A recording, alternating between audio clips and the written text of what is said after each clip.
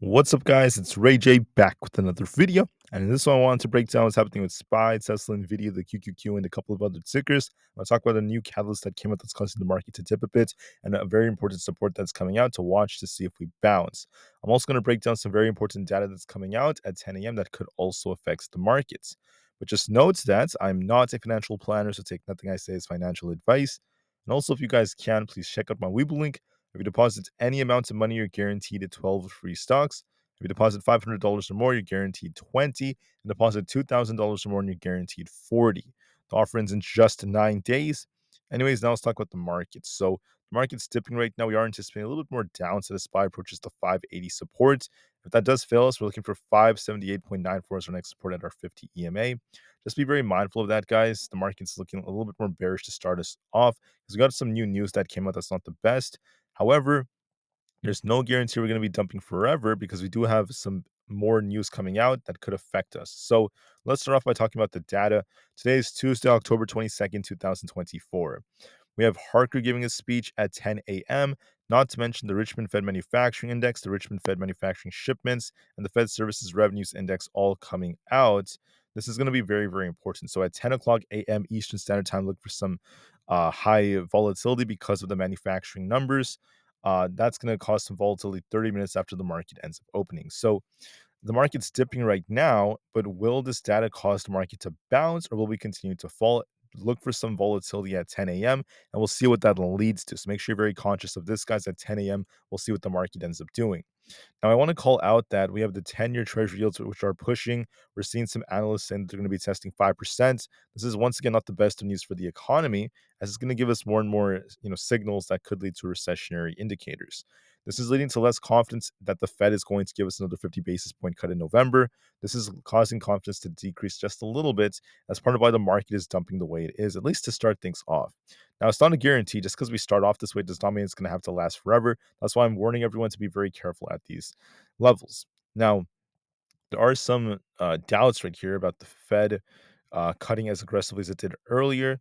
There's been a lot of talk about the strength of the economy not being as great as what the Fed was telling us, not to mention lots of cautious price action after we got some Fed speakers, followed by some more news involving the elections and such. So we'll see how things go. I also want to mention that the market's dipping just a bit in this pre-market session. We'll see if we bounce or not later on. We had some earnings that came out. We had GM announcing its earnings. If anything, it raised its guidance for 2024, exceeding the third quarter estimation. So they beat on EPS with $2.96 per share.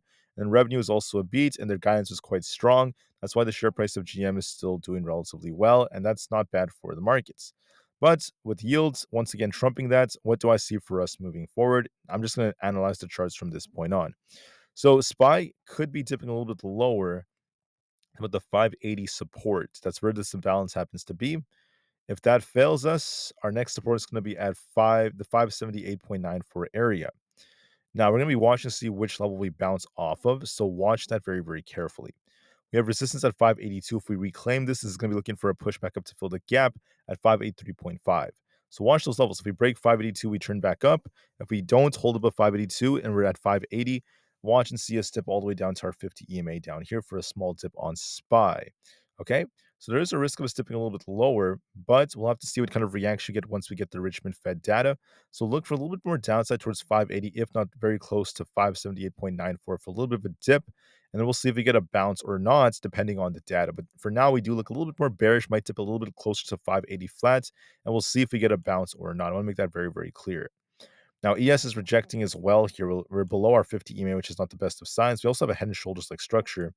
So if we reclaim 58.70, we're looking for a pushback up. And if we fail to do so, there's a risk of us coming down to this next imbalance towards 58.50. We also have this previous resistance becoming support at 58.40. So the 58.50 to 58.40 area is going to be key for ES. We could be dipping back all the way down here. I think there's a good chance we test the 58.50s, and we'll see if we bounce or not off it. We could dip a little bit more than try to bounce big time, depending on the data, or we could just lose support and start dumping even more. So we'll watch and see what we end up doing, but look for a little bit more downside, and we'll see what the reaction happens to be. For Nvda, we had 144 as our Resistance, you guys can see how it's really struggling to break that. We have 144.5 to 145. If we don't break past 145, there is a risk of us dipping back down to 142, so keep that in mind. We could actually dip a little bit back down to this imbalance, and we'll see what kind of reaction we get. For Bitcoin, we're dipping a little bit as well. If we don't hold above 67,000, there's a risk of us dipping all the way down towards 66,500. So we'll have to see how things end up going. Look for a little bit more downside, and we'll see what the reaction happens to be. For Tesla, we're actually kind of like range bound between 215 and 220. There is a risk of us dipping all the way down to 217, if not 215. So look for a little bit more downside potential. We'll see if we get a big bounce or not. But look for that 217 support, if not 215. We'll see what kind of reaction we get. Just know that Tesla's not going to be that volatile. It's going to be kind of flat, and we're waiting for earnings to give us a big reaction. So earnings is going to be key for the way Tesla ends up continuing to move. For NQ, we need to get back above 20,400. If we can't do that, there's going to be a risk of us dipping back down towards 20,300. It also aligns with previous resistance becoming support. So I think 20,300 could be coming. We'll see if we get a bounce or not off of that. And if we break past 20,442, we turn back up. My gut tells me this is going to be dipping a little bit more to the lower 20,300 area. And then we'll see if we get a bounce once the data comes out at 10 a.m. But for now, look for some more downside. The QQQ is the same thing. We have 493 as our resistance and then 491 as support, followed by the 490 area. We could be dipping closer to 491 to 490, and we'll see if we get a big bounce or not. As of right now, it looks a little bit weaker. Might dip a little bit more, and we'll see if we bounce. So just watch the support around the 490 zone. I think we might be dipping closer to that, and then we'll see if we get that bounce depending on our data reaction. For Aapl, I mentioned to everyone we had this tough resistance at 237. I said we might push for 237 and watch and see if we get a rejection. We came just short of that. We actually started dipping in the pre-market session. Our support's at 233.8. If that fails us, we have a gap to fill all the way down to 232 flat.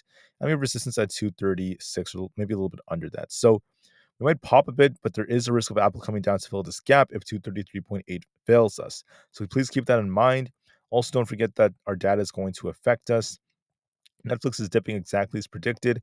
I mentioned everyone at 775. It might start to slow down back down to the 765 area. That's what's happening thus far.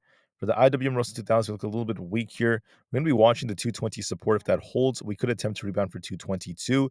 If we end up losing 220, though, there's going to be a risk of us dipping all the way down to previous resistance, becoming support at 219, eventually hitting 217. For now, we're trying to rebound. We might try to push for 222, and then we'll see if we get a rejection back down. So watch and see how the reaction ends up being. So look for a push for 222 and be very careful with that. Coin is going to be dipping to 207. We'll see if we bounce off 207 or not. If we don't bounce off that, we're looking for a dump to the lower 200s, like 202. So be careful with coin, guys. I'm seeing some weakness on it.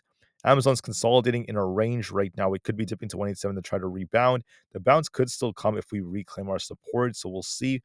Right now, Meta is on a bit of a downtrend. It's still technically respecting its wedge. The wedge is still very, very evident, very present. So look at this resistance at the trend line and support near 572, not to mention 570. We'll see what kind of reaction we get. There is a risk of us dipping a little bit lower, if anything. For Microsoft, we're just range bound. We could be looking for 420 as our potential targets. And if we end up losing 417, we're looking for a dip back down. Overall, I'm looking for a push for 420. We'll see what it does after that. As far as Google goes, we have some weakness here. We could be dipping back down towards 163. So be mindful that there might be some downside pressure. So with that being said, guys, I want to thank you all so much for listening. The market could dip a little bit more once we open, but don't turn overly bullish, overly bearish. Let us see what happens with this data release. Will we get a bounce or not? SPY has 580 and then 578. 0.96 is our supports. We'll see if they hold us up or not. If we get back above 582.18, we could attempt to bounce, but so far we look a little bit more bearish. So look for some downside, and then we'll see what kind of reaction we get at 10 a.m. once the data comes out, 30 minutes after market opens. Thank you for listening. I'll see you guys soon in a couple of hours, and peace out.